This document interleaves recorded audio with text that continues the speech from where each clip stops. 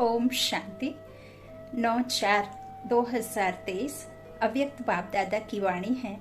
रविवार का मुरली है। ओरिजिनल डेट है 9/3/94 मधुबन।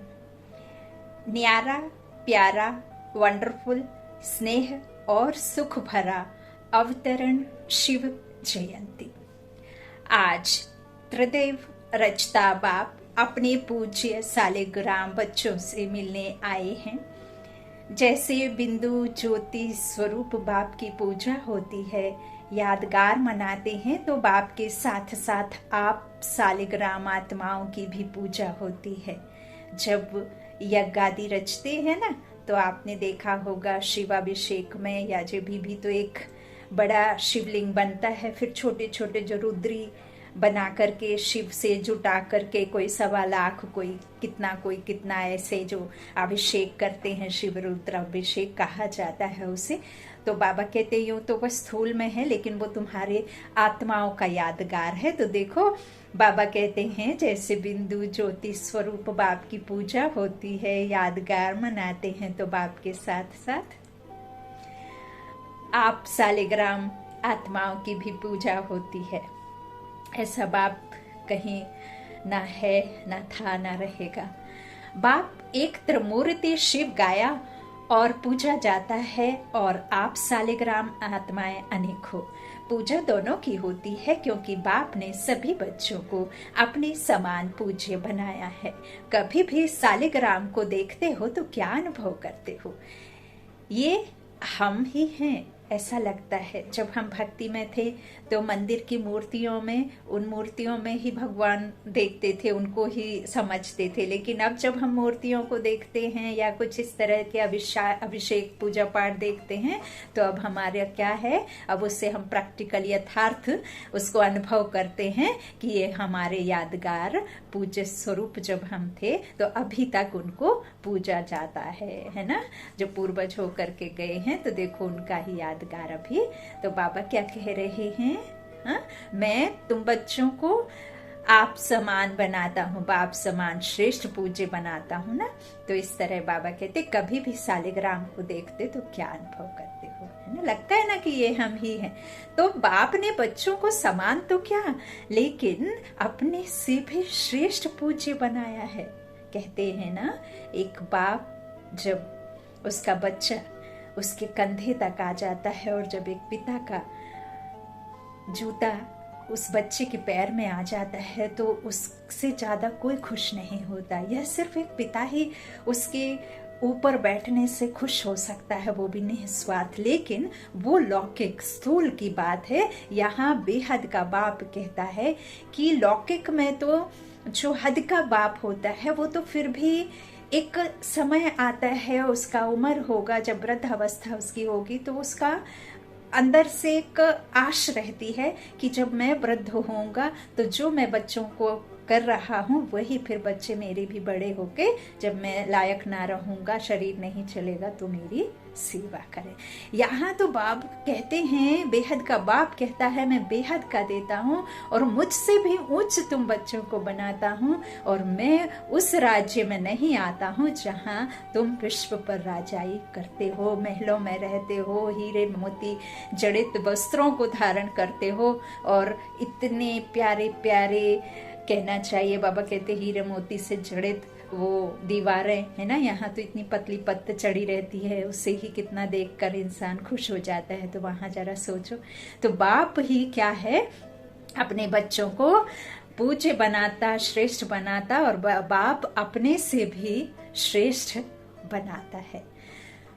बाबा कहते हैं बच्चों की पूजा डबल रूप में होती है, बाप की पूजा एक ही शिवलिंग के रूप में होती है। आप बच्चों की सालिग्राम के रूप में भी होती है और देवात्माओं के रूप में भी होती है। वाह बाबा वाह। बाप से भी ज्यादा डबल रूप की पूजा के अधिकारी आत्माएं आप हो। जैसे डबल विदेशी कहलाते हो, तो डबल पूज्य भी हो, डबल ताजधारी भी आप बनते हो। निराकार बाप नहीं बनते, कहाँ यहाँ भक्त लोग शिव के प्रतिमा को ताज डाल देते हैं, क्योंकि ताजधारी बनाया है इसलिए कहाँ कहाँ ताज दिखा देते हैं। लेकिन बाप थोड़े ना डबल पूजे बनता। लेकिन बाप कभी भी रत्न जड़ित सोने चांदी के ताजधारी नहीं बनते, क्योंकि ताज धारण होता है प्रैक्टिकल में, मस्तक में। समझा बाबा क्या समझा रहे हैं? सतयुगी राज्य की बाबा हमें याद दिला रहे हैं। बाबा नहीं बैठते रत्न जड़ित सोने चांदी के जड़ित ताजधारी बन करके बैठते नहीं, लेकिन तुम बाबा कहते हैं प्रैक्टिकल में ताज धारण होता है ना। सुख की दुनिया में क्या है? मस्तक मणि, मस्तक में जो बैठी आत्मा है उस आत्मिक उसमें रहते हैं ना, तभी तो हमारा व्यवहार कैसा होता है? सुख देने वाला होता है ना। यहाँ तो दुख देने वाला है, क्योंकि आत्मा को भूले जो बैठे हैं ना। ताज तो है हर किसी के पास है, लेकिन उस ताज को हम भूले हुए हैं ना, चैतन्य शक्ति को। तो इस तरह बाबा कहते हैं, तो निराकार बाप को मस्तक है क्या? शरीर ही नहीं है तो ताज क्या धारण करेंगे? हार पहनते ना, फूलों की माला पहनते। बाबा कहते हैं वो तुम बच्चों के लिए, मेरा गला नहीं है, मुझे मेरी हार ही नहीं होती तो जीत का कोई सवाल ही नहीं होता है। पैर भी बाबा कहते हैं मीठे बच्चे, मुझसे तुम बच्चे चरणों की धूल मत मांगो, क्योंकि मेरे पास में चरण है ही नहीं जो मैं तुम बच्चों को चरणों की धूल दूं। मैं तो बाप हूँ, मैं तो मस्तक मणि हूँ, और मैं तो तुम बच्चों को डबल सरताज बनाता हूँ। मीठे बच्चे तुम तो मेरे बच्चे हो, मैं भला अपने चरणों की धूल तुमको क्यों बोलूंगा कि तुम मेरे चरण दबाओ? तुम तो मेरे मस्तक मणि बच्चे हो, मैं तो तुम्हें सर पर बिठाता हूँ और डबल सरताज बनाता हूँ। वाह बाबा, वाह वाह मेरा भाग्य, वाह ओ बाबा। बाबा कहते हैं मेरा शरीर नहीं है तो मैं ये सब कैसे धारण करूंगा, लेकिन स्नेह के कारण ताज दिखा देते हैं। तो बाप ने बच्चों को अपने से भी आगे रखा है। इतनी खुशी और इतनी श्रेष्ठ स्मृति रहती है। बाप दादा को अपनी जयंती मनाने की खुशी नहीं है, लेकिन आप सबकी भी जयंती है, इसलिए बच्चों के जयंती की खुशी है। क्योंकि बाप अकेला कुछ नहीं कर सकता और आप भी अकेले कुछ नहीं कर सकते। हम बिना बाबा के कुछ नहीं कर सकते और बाबा हमारे बिना कुछ नहीं कर सकता। बाबा को भी बच्चे आधार और सेवा के लिए कार्य में सहयोगी चाहिए, और बाबा तो फिर बच्चों को चाहिए ही है, लेकिन बाबा को भी बच्चे चाहिए। ओ बाबा, तो बाबा कहते हैं चाहे कहीं कहीं कोई कोई बच्चों को थोड़ा आ जाता है कि मैं ही करने वाला हूँ, लेकिन सिवाय बाप की सफलता नहीं मिलती। तो ना बाप अकेला कुछ कर सकता, ना बच्चे अकेले कुछ कर सकते हैं। अगर बाप बच्चों से मिलन मनाने भी साकार में चाहे व आकार में भी चाहे, तो ब्रह्मा का आधार लेना ही पड़ता है। ब्रह्मा के बिना भी कुछ कर नहीं सकता, माध्यम के बिना साकार मिलन नहीं मना सकता। और मैं आत्मा इस शरीर के आधार के बिना उस परमात्मा से मिलन मना नहीं सकती, क्योंकि मैं आत्मा यदि इस शरीर में विराजमान हूँ और यदि मुझे परमात्मा की और आत्मा की पहचान मिल गई है, तो मैं कोई आत्मा इस शरीर से निकल कर जाकर आत्मा बैठ नहीं जाती परमात्मा के पास में। मन बुद्धि के विमान में, जिसे बाबा ने ज्ञान चक्षु त्रिनेत्र समझ का तीसरा नेत्र अर्थात आत्मा जो नेत्र हमें त्रिनेत्रधारी बाबा ने हमें दिया है, त्रिनेत्र, उस नेत्र के द्वारा हम वहां जाकर के परमात्मा से मिलन मनाते हैं, उसका अनुभव करते हैं, बाप की शक्तियों को इस शरीर के आधार से ही अपने में धारण करते हैं। तो इस तरह बाप कहते हैं माध्यम के बिना साकार मिलन नहीं मना सकता। और जो परमात्मा हम बच्चों को देखते हैं ना, रूहानी बच्चों को वो रूहानी पिता देखता है, तो ब्रह्मा बाबा की आंखों से ही हम बच्चों को साकार में देखते। वो निराकारी इस आकार के सहारे, इस आधार के सहारे आकारी बनकर मिलता है ना, साकार में मिलता है। आकार तो वहां है, कहाँ? सूक्ष्म वतन में, और निराकार परम धाम में। एक निराकार, एक आकार और एक साकार, है ना। तो आकारी जहाँ है वो साक्षात्कार के लिए, और साकार में तो फिर हम आप देख ही रहे हैं क्या है ना, जहाँ हम अभी हैं वो साकार है। तो साकार में मिलन तभी बना सकते जब ब्रह्मा के माध्यम से हम अब तक आए। तो कितना प्यार बाप का बच्चों से है और बच्चों का बाप से है। एक दो के बिना कुछ नहीं कर सकते। अगर बाप को किनारा किया, साथ नहीं रखा, तो अकेले कुछ कर सकते हो? बाप कर सकता है, बाप भी नहीं कर सकता। तो ये बाप और बच्चों का साथ साथ दिव्य जन्म लेना, साथ साथ विश्व परिवर्तन करना और साथ साथ अपने स्वीट होम में जाना, ये ड्रामा की अविनाशी नूंद है। इसको कोई बदल नहीं सकता। तो यह नूंद अच्छी है ना।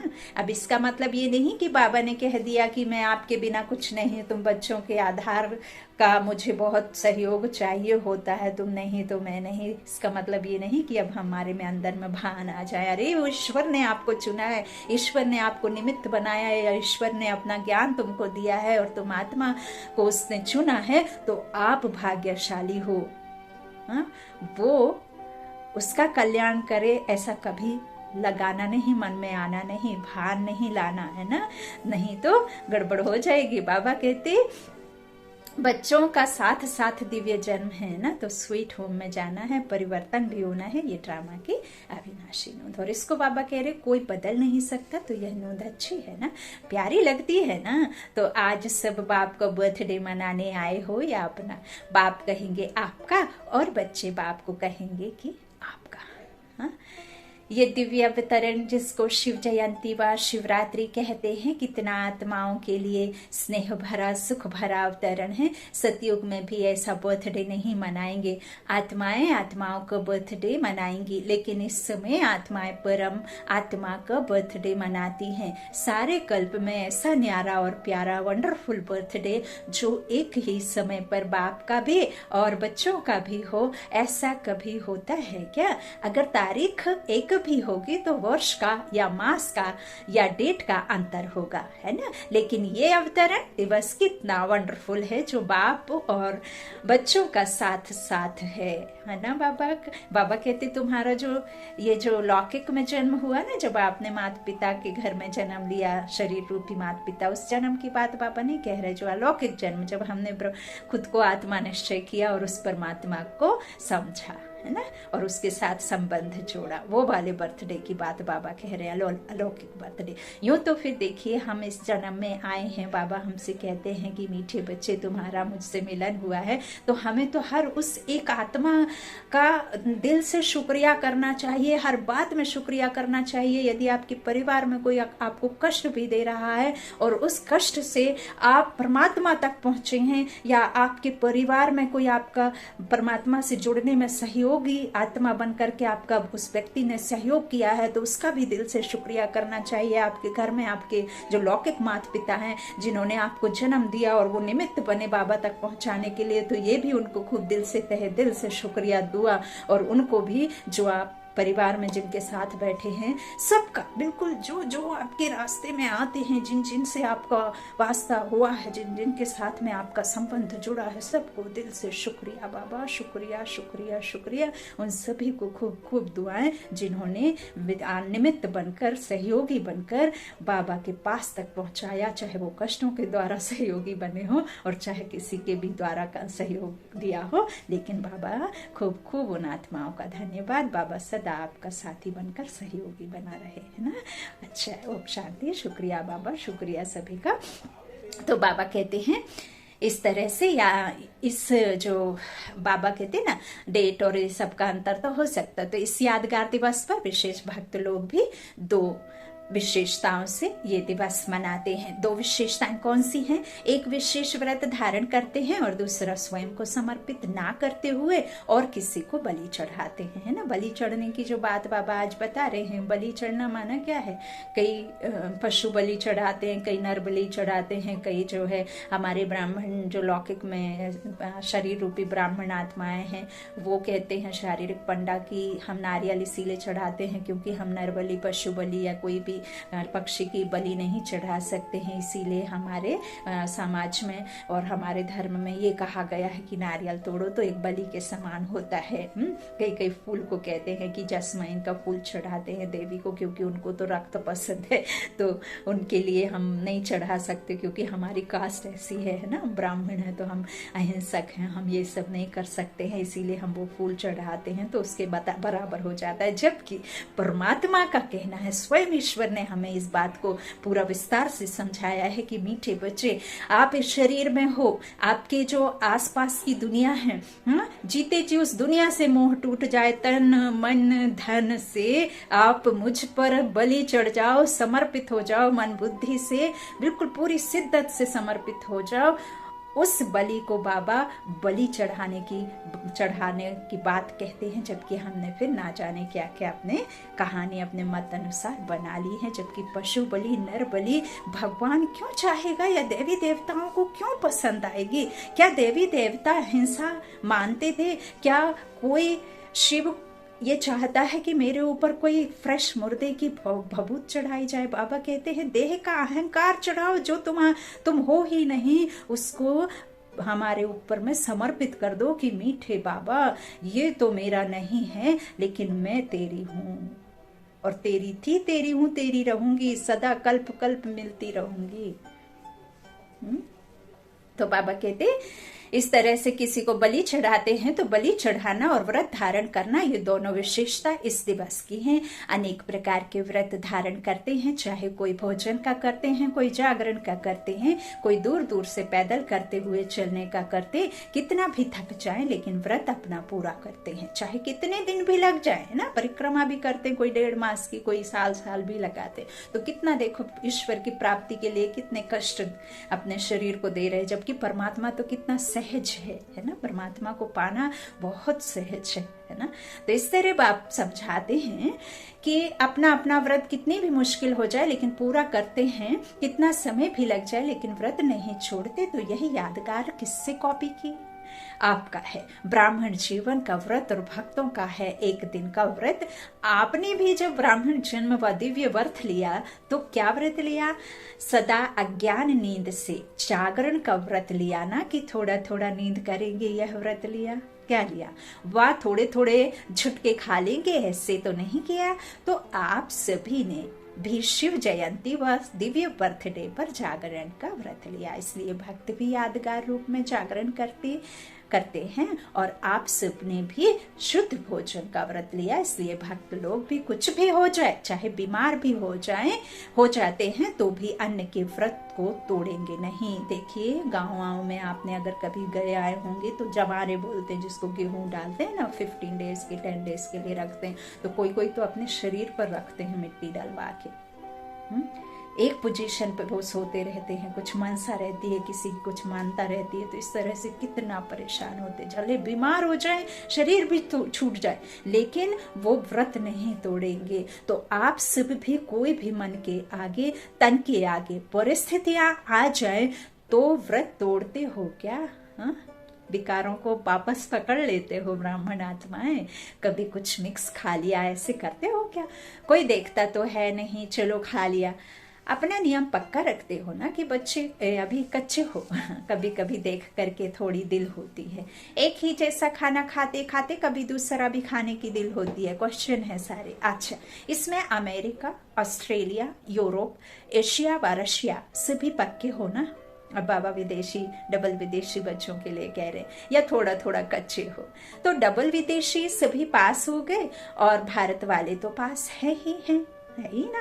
भारत वालों को फिर भी सहज है, डबल विदेशियों को इसमें डबल मेहनत भी है, लेकिन पास हो इसकी मुबारक, कबूल हो। तो एक बर्थडे की मुबारक, दूसरी पास होने की मुबारक, और तीसरी कभी भी हलचल में ना आए, सदा अचल रहना, इसमें पास हो। इसमें कह देते हैं क्या करें, समटाइम्स समटाइम। आज बाप दादा ने डबल विदेशियों के लिए बहुत रमणीक भाषा मर्ज की, क्योंकि डबल विदेशी इंजॉय ज्यादा पसंद करते हैं ना, कुछ होना चाहिए, कुछ इंजॉय हो जाए, ऐसे शांत शांत क्या रहे। तो बाप दादा शिवरात्रि पर इन शब्दों का सभी से दृढ़ व्रत कराते हैं। व्रत लेने के लिए तैयार हो, या जब सुनेंगे तब कहेंगे कि ये तो थोड़ा थोड़ा मुश्किल है। पहले तो मुश्किल शब्द संकल्प में भी नहीं लाएंगे। यह व्रत लेने के लिए तैयार हो, तो बाप दादा ने देखा कि जब तक संकल्प में दृढ़ता नहीं तब तक सफलता नहीं होती। संकल्प होता है लेकिन दृढ़ नहीं होता तो कमजोरी आती है। जैसे कि मैं सफलता मूर्त आत्मा हूँ और मैं कभी असफल नहीं हो सकती, इसमें दोनों में फर्क है। मैं सफलता मूर्त हूँ, लेकिन इसमें सिर्फ और सिर्फ सफलता का मतलब है संकल्प। और जब मैं कभी असफल नहीं हो सकती तो उसमें असफलता तो है ना, नहीं हो सकती। उतना लंबा क्यों बोलना, मैं सफल थी, सफल हूँ, सफल रहूंगी। मैं असफल नहीं हो सकती, ये रॉन्ग है ना। क्यों लाना है ऐसे संकल्प, बाबा कहते हैं ना। तो यही कमजोरी, बाबा कहते तो कमजोरी आती है बहुत करके। कमजोरी के यही शब्द कहते हैं कि क्या करें, व्हाट। बाबा ने आज देखो डबल विदेशियों के लिए भाषा का यूज किया है। तो अभी व्हाट नहीं कहना, लेकिन व्हाट की बजाय क्या कहेंगे, फ्लाई। उड़ना। तो जब भी वाट शब्द आए तो ब्राह्मण डिक्शनरी में वाट के बजाय फ्लाई शब्द है। दूसरा शब्द क्या बोलते हो, वाय। क्यों, तो वाय को क्या करेंगे, बाय बाय, वाह वाह वाह। सदा के लिए बाय बाय करेंगे या थोड़े टाइम के लिए। और तीसरा शब्द क्या बोलते हैं, हाउ। तो हाउ कैसे, नहीं, नो, ऐसे। जानते हैं कैसे नहीं, नो अर्थात जानने वाले। जब त्रिकालदर्शी बन जाएंगे, जानने वाले बन जाएंगे, तो फिर हाउ कहेंगे क्या। हाउ कहना माना हवा आना। ओ बाबा, तो हवा अच्छा लगता है क्या, इसीलिए यही शब्द हैं जो कमजोरी लाते हैं। यही शब्द हैं जो व्यर्थ संकल्प का गेट खोलते हैं। सोचो, जब भी व्यर्थ संकल्पों की क्यों लगती है तो किस शब्द से लगती है, इन्हीं शब्दों से लगती है ना। या क्या, क्यों होगा, या क्या, वाह, कैसे होगा, ये कैसे हुआ, ये कैसे कहा, ये क्यों कहा, अब क्या करें, कैसे करें, ये नहीं होना था। तो कमजोरी के या व्यर्थ संकल्पों के गेट ये शब्द हैं। इसको डिक्शनरी में चेंज कर दो। बाबा कहते इसको डिक्शनरी में नहीं रखो, फिर क्या होगा, आप भी चेंज हो जाएंगे ना। तो भक्त लोग आपको ही कॉपी कर रहे हैं, आपकी बेहद की बात है और उन्होंने हद के रूप में यादगार रखा है। तो यह दृढ़ व्रत रखना, यही शिव जयंती व शिवरात्रि मनाना है। मनाना अर्थात बनाना। ऐसे नहीं सिर्फ केक काट लिया, लाइट जला ली, दीपक जला लिया, तो ये मनाना नहीं है। ये मनोरंजन भी आवश्यक है, लेकिन इसके साथ साथ कुछ काटना है और कुछ जलाना भी है। कौन सा, अपने अंदर के ये क्या, क्यों, कैसे, कहाँ में जाना, व्हाट, वाई, इस तरह के ये शब्दों को बाबा कह रहे हैं कि चेंज करना है ना। तो ऐसे नहीं स्थूल में काट लिया और अंतर में तो सब कुछ भर लिया, ना तो जलाया कुछ क्रोध आदि और ना ही क्या कहते हैं कुछ काटा। तो बाबा कहते हैं लेकिन इसके साथ साथ कुछ काटना है और कुछ जलाना भी है। तो एक तरफ दीपक व मोमबत्ती जलाते हो, दूसरा केक काटते हो, तीसरा झंडा लहराते हो, चौथा गीत गाते हो, पांचवा डांस भी करते हो, और क्या करते हो, मीठा बांटते और खाते हो। बहुत ध्यान से सुनिए, बहुत प्यारे बाबा के महावाक्य हैं। तो अभी ये 6 बातें ही करनी पड़ेंगी। पहले तो दृढ़ संकल्प का अपने मन में दीप जलाओ कि अब से दृढ़ता द्वारा सफलता को पाना ही है। देखेंगे, पता नहीं नहीं होना ही है, करना ही है। गे शब्द नहीं है, गे कर लेंगे, खा लेंगे, पी लेंगे, याद कर लेंगे, ये कार्य कर लेंगे, गे नहीं। और दूसरा केक कौन सा काटेंगे, केक पूरा नहीं खाया जाता, काट कर खाया जाता है। तो क्या काटेंगे, जो भी संपन्न बनने में या संपूर्ण बनने में कोई भी संकल्प मात्र भी रुकावट हो, उसको अब से काट लो, खत्म, फिनिश। और जो कमजोरी हो उसके बजाय शक्ति धारण करने का केक मुख में डालो। पहले काटो फिर मुख में खाओ, समझा। झंडा कौन सा लहराएंगे? ये तो यादगार के रूप से झंडा लहराते हैं, लेकिन अपने दिल में बाप को हर संकल्प, बोल और कर्म द्वारा सदा प्रत्यक्ष करने का झंडा दिल में लहराओ। कोई भी संकल्प, बोल और कर्म ऐसा नहीं हो जो बाप को प्रत्यक्ष करने का नहीं हो, क्योंकि सबके दिल में बाप के स्नेह के कारण यही संकल्प है कि बाप को प्रत्यक्ष करना है। तो कैसे करेंगे? सदा अपने संकल्प, बोल और कर्म द्वारा दिल में प्रत्यक्ष करने का झंडा लहराओ और सदा खुश रहने की डांस करते रहो। कभी खुशी, कभी खुश, कभी उदास, यह नहीं रहना, यह नहीं। जब उदास होते हो तो उस समय भी अपना एक फोटो निकालो, और जब खुश होते हो तो भी फोटो निकालो, फिर दोनों फोटो साथ रखो, फिर देखो अच्छा क्या है, मैं ये हूँ या वो हूँ। बाबा कहते हैं देखो हम सेल्फी निकलवाते हैं, है ना, नहीं भी मन है तो भी हम उस सेल्फी या फोटो निकलवाते समय स्माइल रखते हैं फेस पर। वो स्माइल हम किस लिए रखते हैं? ताकि हमारा कोई फोटो देखे तो उस पर बहुत प्यारा सा कमेंट लिखे कि आप बहुत सुंदर हो। जब आप दूसरों को खुश करने के लिए स्माइल रखते हो, भले ही अंदर से आपका मन नहीं है, लेकिन उनको अच्छा लगे इसलिए, तो आप उनके लिए नहीं, आप अपने खुद के लिए स्माइल करना सीखें, है ना, सच्ची स्माइल। तो इस तरह बाबा कहते हैं कि इस जो फोटो है ना, दोनों साथ में रखेंगे तो कौन सी अच्छी है ये सोचेंगे ना, तो सदा हर्षित रहने का, खुश रहने का डांस करो, अंदर से हमेशा मन करे। ऐसे नहीं कि सिर्फ बज रहे हैं। देखो हम जब खुश नहीं रहते तो कितना भी ड्रम्स बजे, कितना भी बाहर में कोई डांस वाला गाना चले, लेकिन आपके हाथ पैर नहीं मतलब करने, डांस करने को मन करता, लेकिन आप खुश हैं तो नहीं भी बजते होंगे तो आप नाचने लग जाते, कोई सोचते पागल है ना। तो इस तरह से बाबा कहते खुश रहने का डांस करो। कुछ भी हो जाए, कोई कितना भी खुशी चुराने की कोशिश करे, क्योंकि माया किसी के द्वारा ही तो कराएगी ना। कुछ भी हो जाए, कितना भी कोई किसी भी प्रकार से खुशी गम करने या खुशी गुम करने या का प्रयत्न करे, लेकिन जब तक जीना है तब तक खुश रहना है। यह पक्का व्रत लिया है ना। क्या नहीं कर सकते हो? विल पावर है ना। तो जिसके पास विल पावर है वो क्या नहीं कर सकता। अगर आप मास्टर सर्वशक्तिमान नहीं कर सकेंगे तो और कौन करेगा? कोई और पैदा होने वाले हैं या आप ही हो? माला के मण के आपको ही बनना है, औरों का इंतजार कर रहे हो। फर्स्ट डिवीजन में आना है ना, कि सेकंड भी चलेगा।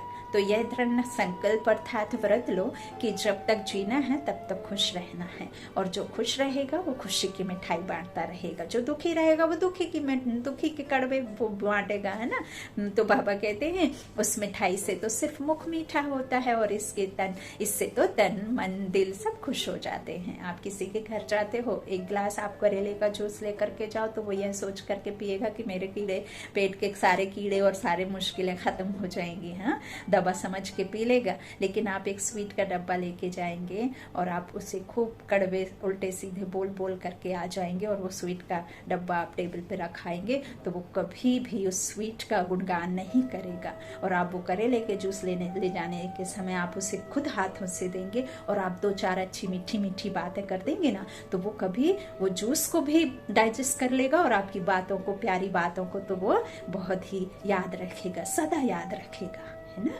तो यही तो बात बाबा लिखते हैं, है ना।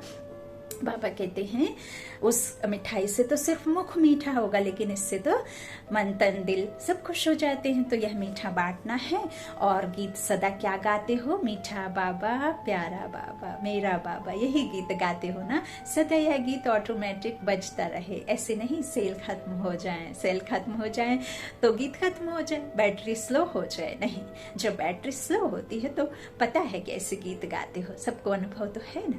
फिर क्या होता है? मेरा है तो बाबा तो आ जाता है। सिर्फ मेरा बाबा नहीं कहेंगे, मेरा है तो बाबा मिक्स हो गया ना। बैटरी स्लो होती है तो आवाज स्लो हो जाता है, और उसमें तो शब्द ऐड हो जाता है। मेरा बाबा फलक से नहीं, मेरा है तो बाबा। तो शिवरात्रि मनाना अर्थात ये तृण व्रत लेना, ऐसी शिवरात्रि मनाई ना, या सोचकर पीछे जवाब देंगे। अच्छा बहुत होशियार हो, अभी सोच लिया, डबल विदेशी हो इसलिए डबल होशियार हो। अच्छा डबल विदेशियों ने मधुबन में कौन सी विशेष सेवा की, क्या किया? ब्रह्मा बाबा को प्रत्यक्ष किया, स्ट्रेंथ का फंक्शन मनाया, विशेष योग भी लगाया ना, पावरफुल योग लगाया तो विघ्न विनाशक हो गए ना। चाहे मधुबन निवासियों के योग ने, चाहे डबल विदेशियों के योग ने, चाहे चारों ओर ब्राह्मण बच्चों के योग ने कमाल की ना, क्योंकि चारों ओर सबका यह एक ही संकल्प था कि ब्रह्मा बाप को प्रत्यक्ष करना ही है। फिर कोई ने भाग दौड़ की सेवा की, कोई ने मनसा सेवा की, कोई ने वाचा सेवा की, लेकिन जिन्होंने जो भी योग युक्त होकर सेवा की, ऐसे सेवाधारियों को सफलता की मुबारक मुबारक। कितनी खुशी हुई, क्योंकि ब्रह्मा बाप से सबका दिल का अति सूक्ष्म प्यार है। सभी ने ब्रह्मा बाप को देखा है या जानते हो?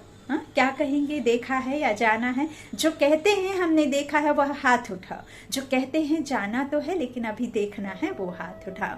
थोड़े लोगों ने उठाया। अच्छा, अनुभव किया ब्रह्मा बाप हमारा है, यह अनुभव किया है। क्योंकि अनुभव भी एक आंख है, जैसे स्थूल आंखों से देखा जाता है तो सबसे बड़ी आंख है अनुभव। अनुभव की आंख से देखा तो भी देखा कहेंगे। अगर अनुभव भी नहीं किया और अव्यक्त रूप से अव्यक्त स्थिति द्वारा देखा नहीं तो फिर अपना नाम दादियों को नोट कराना तो वो अनुभव करा देंगी।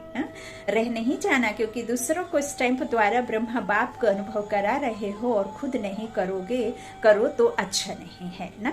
इसलिए जब ब्रह्मा बाप के चित्र के आगे बैठते हो तो चित्र से चैतन्यता के मिलन की अनुभूति नहीं होती है, रूह रिहान का रेस्पॉन्स नहीं मिलता है ना। तो बाप है तभी तो सुनता है और देता है, फिर भी इस अनुभव से वंचित नहीं रह जाना, समझा? तो सभी ने जो सेवा की, विशेष भारतवासियों ने ज्यादा सेवा का चांस लिया, तो बाप दादा नाम नहीं लेते हैं, लेकिन सभी अपने सेवा के रिटर्न में नाम सहित मुबारक स्वीकार करें।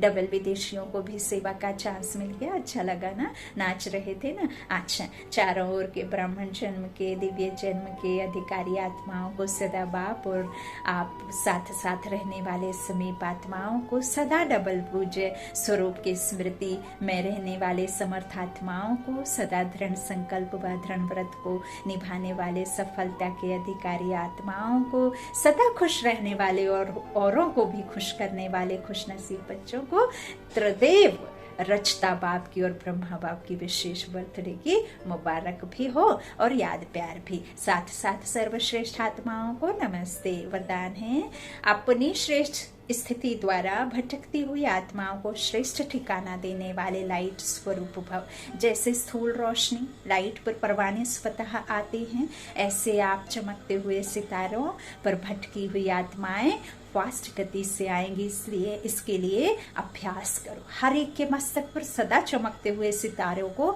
देखने का। शरीरों को देखते भी ना देखो, सदा नजर चमकते हुए सितारे लाइट तरफ जाए। जब ऐसी रूहानी नजर नेचुरल हो जाएगी तो आपकी इस श्रेष्ठ स्थिति द्वारा भटकती हुई आत्माओं को यथार्थ ठिकाना मिल जाएगा। ऐसे नहीं कि किसी महिला को देखा, किसी बहन को देखा और उसके पर्स बहुत सुंदर है, उसके चप्पल बहुत सुंदर है, ओ माय गॉड क्या साड़ी पहनी है उसने, इतनी प्यारी साड़ी, ओ मेरी तो अच्छी नहीं लग रही, मुझे भी लेने। ऐसे नहीं है ना।